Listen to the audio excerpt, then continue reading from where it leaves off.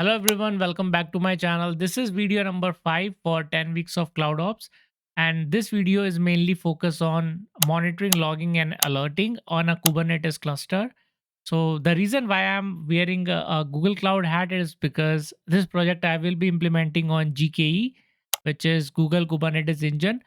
But even if you are using AWS or Azure, do not worry because I will be using all the open source tools such as Prometheus, Grafana and AlertManager, all those, and you can follow the same steps in whatever Kubernetes cluster you are using, even your on-premises cluster. Let me quickly walk you through about the challenge. Here is our GitHub repository in which we are uh, putting all the details of all the challenges and their solutions as well.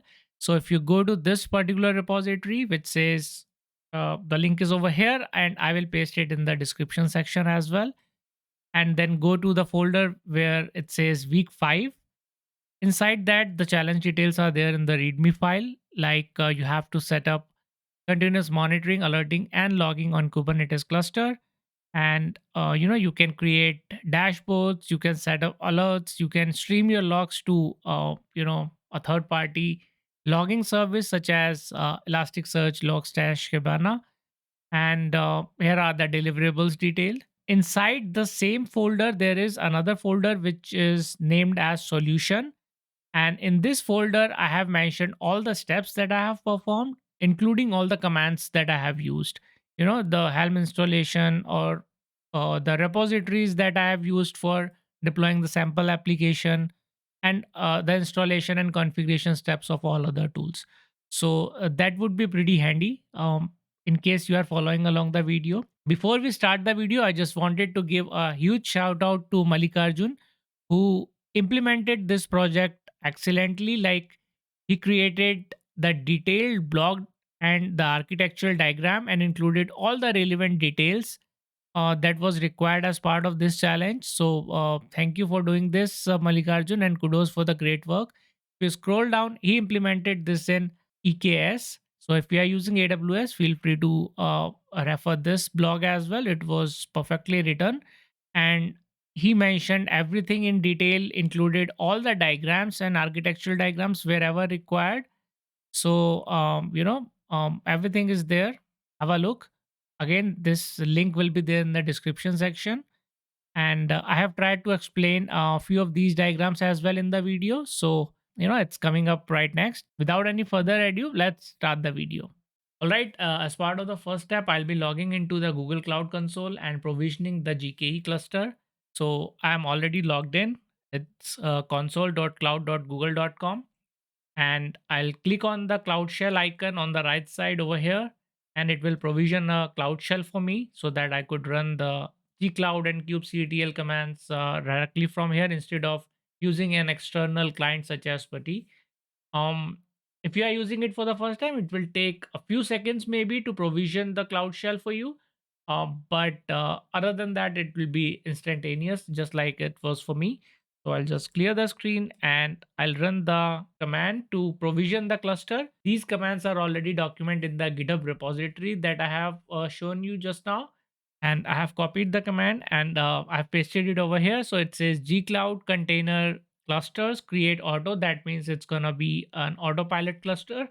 So GKE has two type of cluster. One is a standard cluster in which you maintain and manage all the worker nodes, and then there is an autopilot cluster in which worker nodes are also managed by Google Cloud, and you are basically only charged for the workload that is running for you. So this is the command create auto, and then the name of the cluster. So I have given it a name as the Cloud Ops Community. Then release channel, you could choose either rapid or stable or the default channel. And then we have the region. I chose it as US East one. Once you verify everything is right, you hit enter, and it will start provisioning the cluster for you.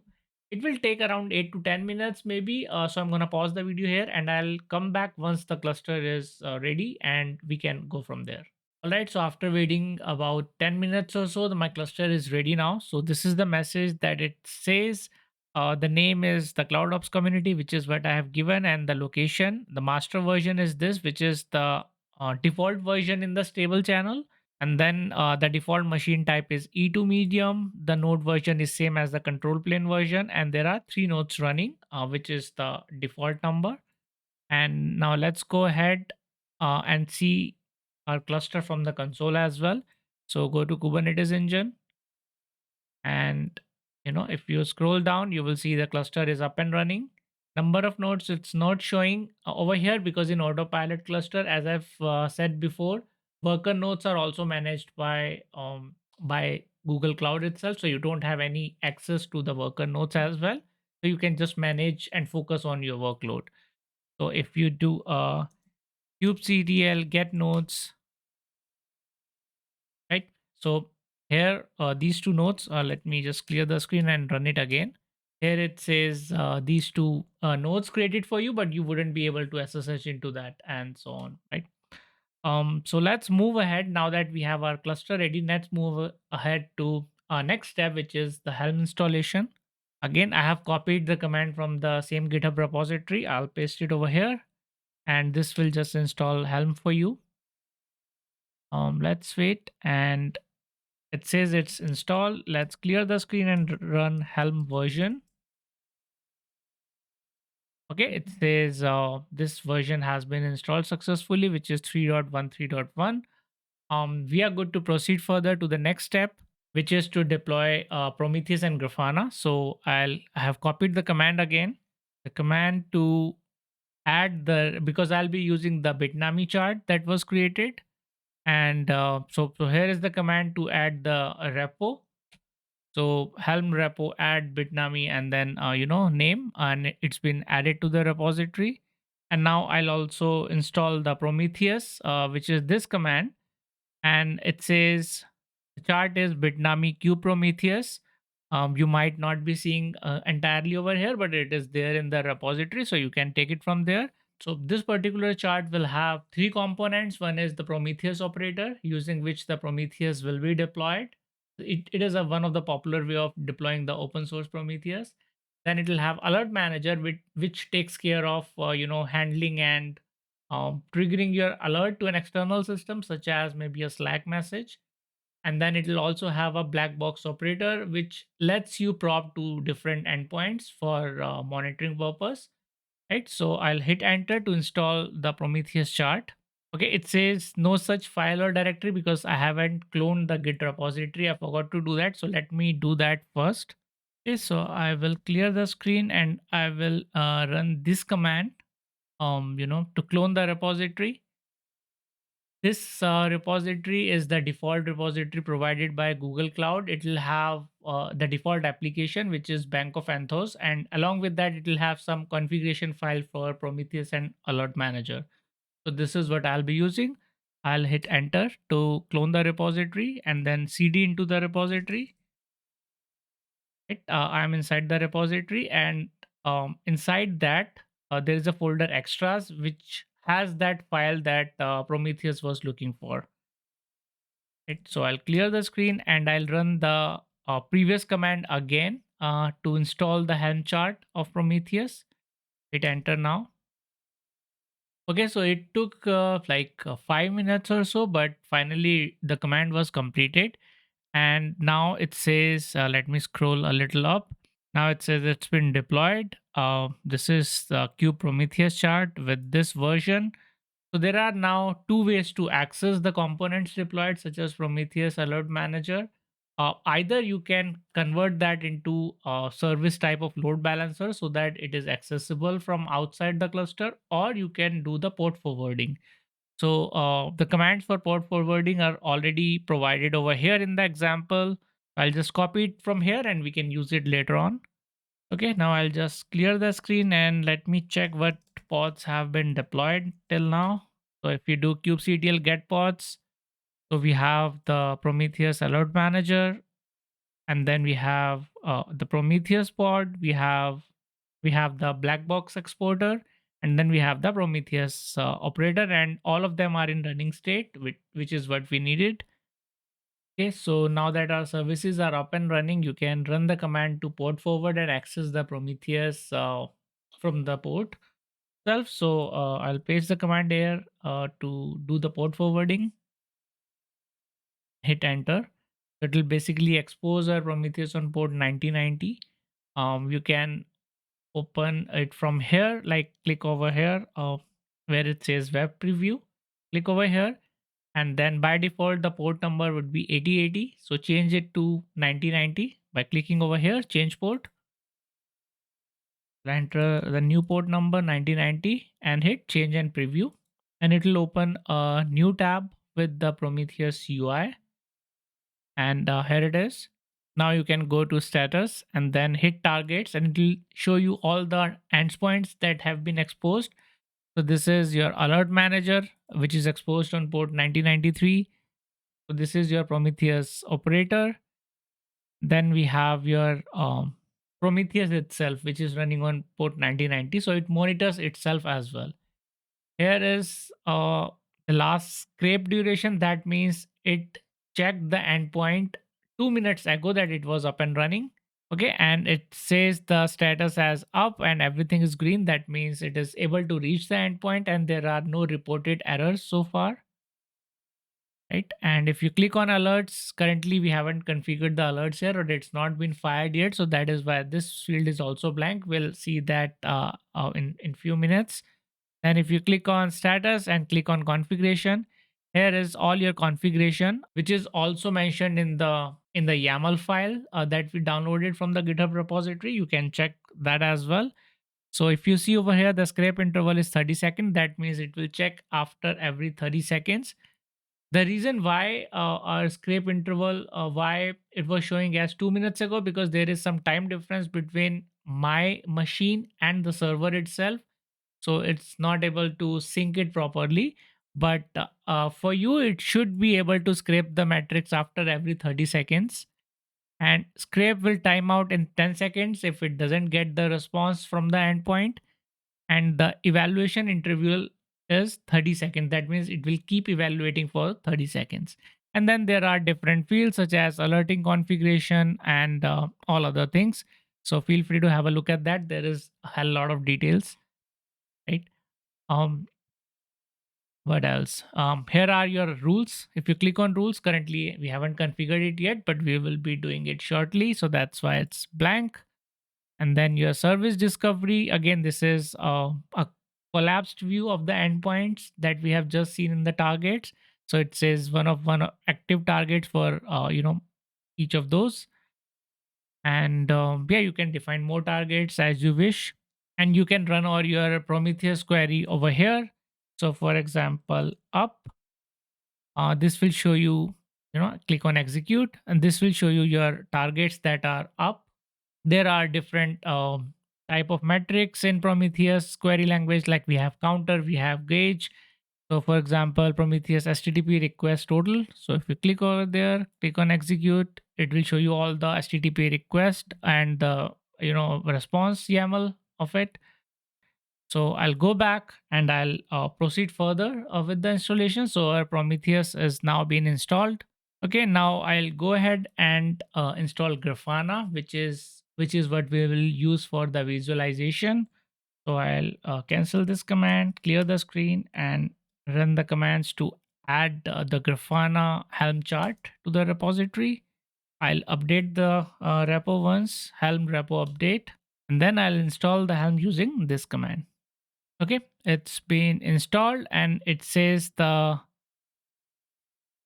password would be over here somewhere. If you scroll up, the username is admin, and the password you will get it by running this command. So I'll copy the command from here.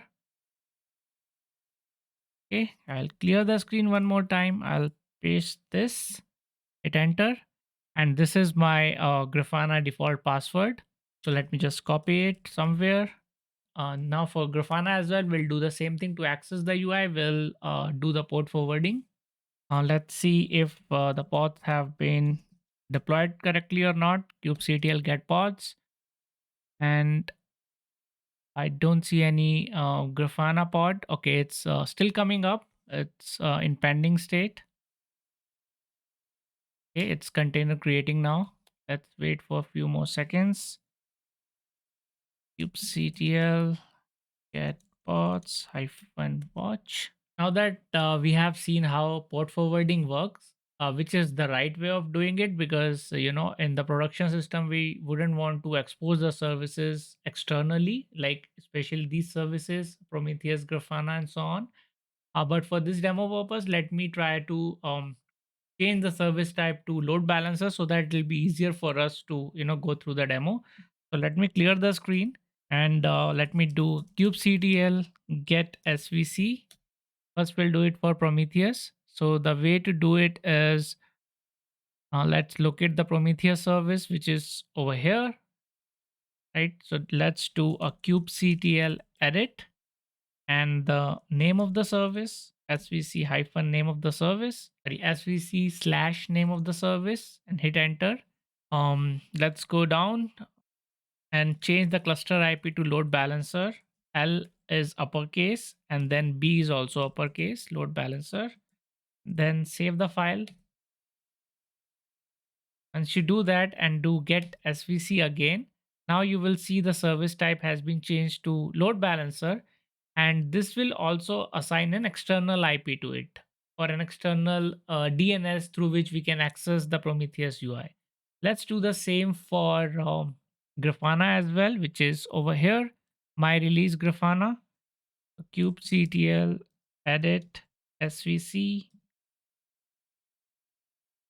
Grafana, and then go to end of the file, change the cluster IP to load balancer, save it, and we'll do the same for alert manager as well. kubectl edit svc, and this is alert manager. Go down.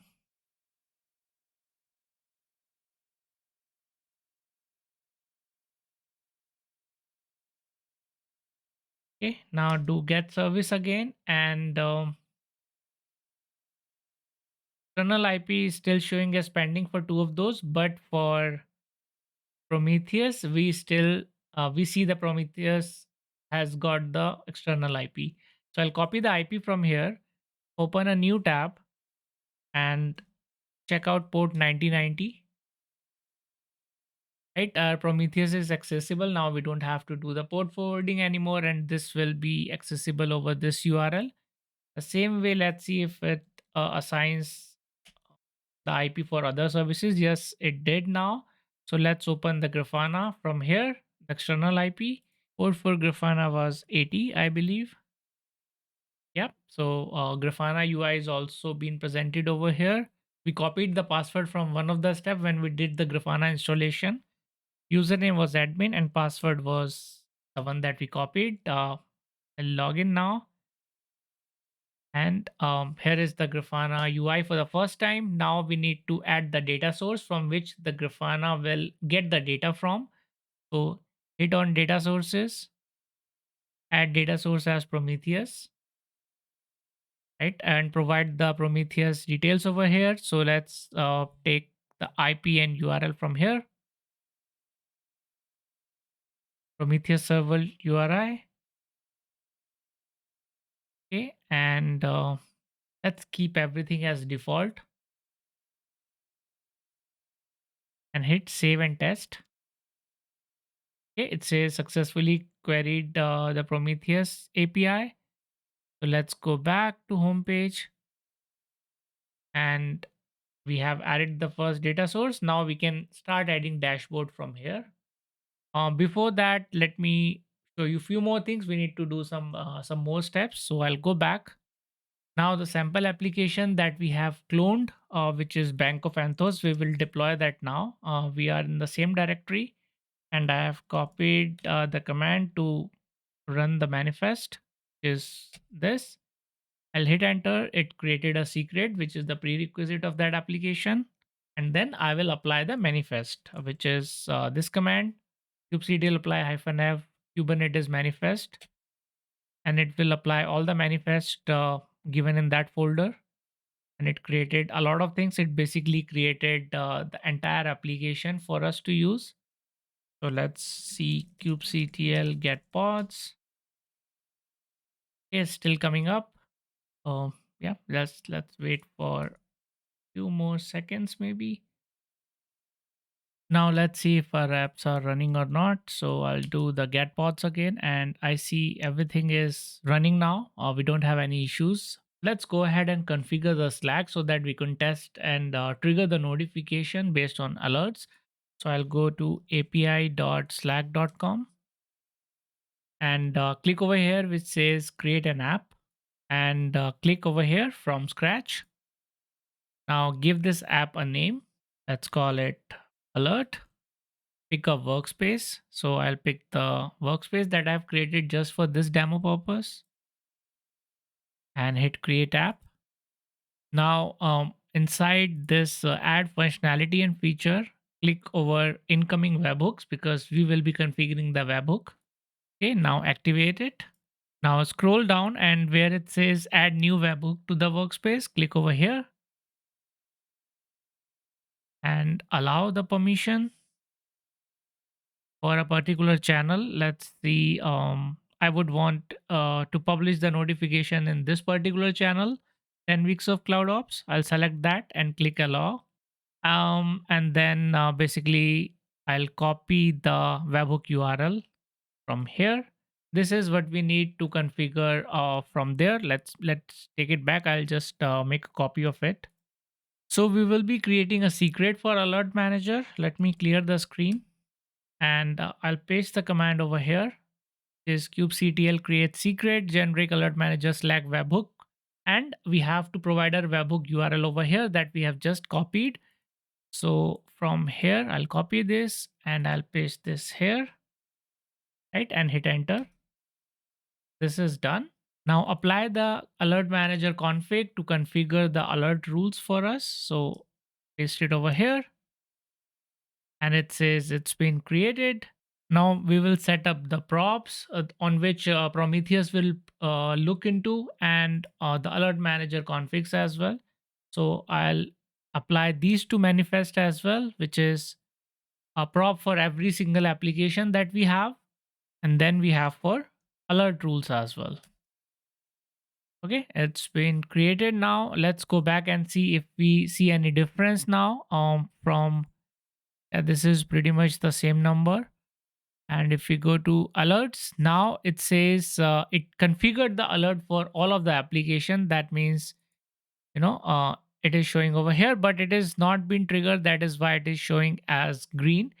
Now, what we can do is we can try to simulate a failure by scaling down an application.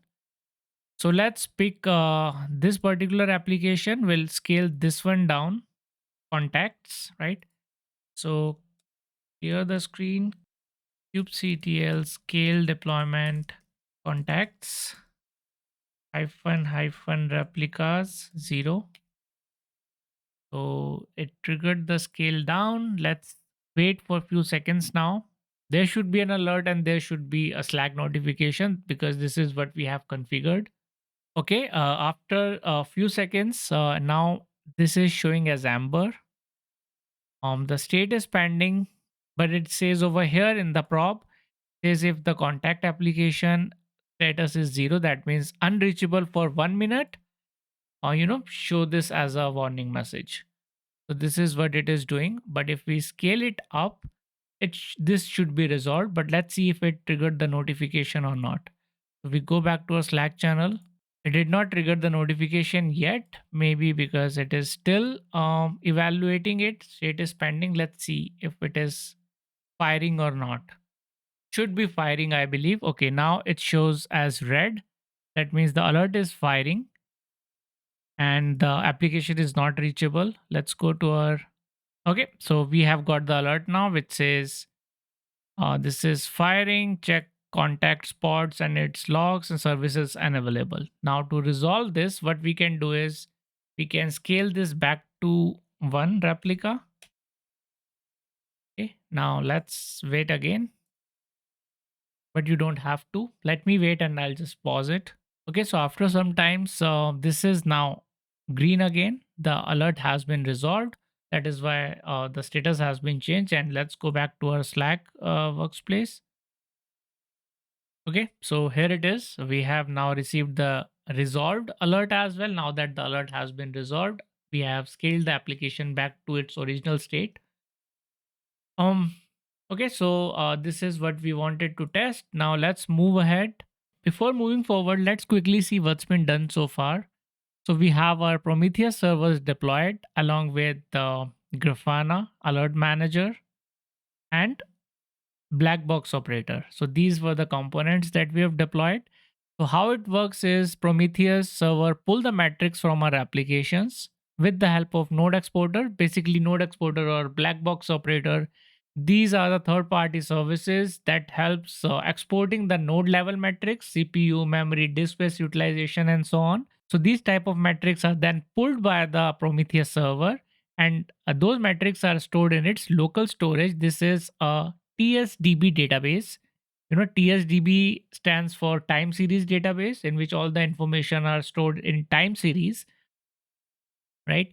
Then you can also find target with the help of service discovery, which is what we have seen as well. And based on the metrics or based on the alert rules that we have configured, it then pushes the alert with the help of alert manager. So you can pushes email notification or any third party service such as ops genie, pagerduty, or in our case we have used Slack, right? This is what's been done. Grafana, how it works, this part is pending. This is what we're going to do now. Grafana will pull the details using the PromQL, which is Prometheus query language, from the Prometheus server or the database itself, because Prometheus is what we have configured as the data source in Grafana, if you remember, as the first step. Now it will pull all the details with the help of queries, and then it will help visualize all those details. We can also set alerts through Grafana itself, and we'll see all those details now. Okay, now let's go back to our Grafana. Okay, so now you can go to dashboards from here and click over here to general. If it's collapsed, else it'll show you some default dashboards based on Kubernetes. So you can select anything that is relevant to you, or let's say this one. Now it won't show you everything. There is cluster, disk usage, memory, CPU. These details are missing for a reason, because I have used autopilot Kubernetes cluster on GKE, on which we don't have access to nodes, and there are certain restrictions as well, due to which I'm not able to install any external node exporter or kube state metrics on top of it. And so I've tried it already, and it's not allowing me to install all those things.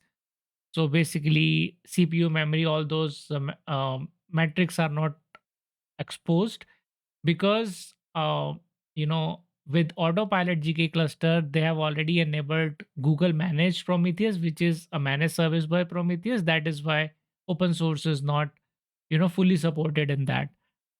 So that's a shame. But if you are using any other cloud, or even if you are using standard GKE cluster, then you should be able to install node exporter, and rest of the process is same. So this is a sample dashboard where you are seeing deployment replicas, how many are updated, and up to date replicas over here, if you can see. So all the deployments that we have running, for example, kube DNS, connectivity agent, even though they are part of different namespace, because this dashboard we have not applied any filter, so it is showing you everything. Um, and here are our workload as well, like front end, one hour replica, and so on. Right. So if you want to make any changes, for example, to this particular or any widget so far, so click over here, then click edit. So if you remember, I have told you in the beginning that it works based on the Prometheus query language. So this query that's been generated over here, let me just zoom in. So this query over here, this is nothing but your PromQL, Prometheus query language. So if you copy this and you go back to your Prometheus, right, to paste it over here and maybe replace the variable, let's say, so it auto-populated the available namespaces. So let's say default namespace, hit enter, hit execute, and then it will show you all the metrics in table or even graph format, like whatever you have selected. So one replica of each of these workloads, right? um this is how you can make any changes. So you can update this query, you can filter it, or anything that you want to do. Or even you can, if you are not comfortable with promql, you can go to builder over here, and you can build your own query. So if you see, you can build your own query using the metrics. You can change the metrics from here, or you can use data source node, anything else as well. And then you can filter with different labels, and lots of things you can do. But this was not like, this is just, I wanted to give you a brief introduction. That is why I have opened it. So I go back, and now, like, if you want to use this dashboard, you can just save it and maybe rename it. Or if there is any changes that needs to be done, you can do that. But for now, please ignore these things, because as I've already mentioned, try not to use the autopilot cluster, because I've already spent like past 4 or 5 hours troubleshooting this issue, and then finally I got to know. That's why I thought of sharing with you. Do not use autopilot GKE cluster. All right, so that's it for this demo. I hope this was somewhat helpful to you in understanding the concept, and you were able to do the hands-on along with me. If you face any issue, please let me know in the comment section below, or feel free to join our Discord community. And there are a lot of individuals who are ready to help you out whenever you seek any assistance. And thank you so much for watching. I hope this was helpful, and you have a good day. I will see you soon with the next video.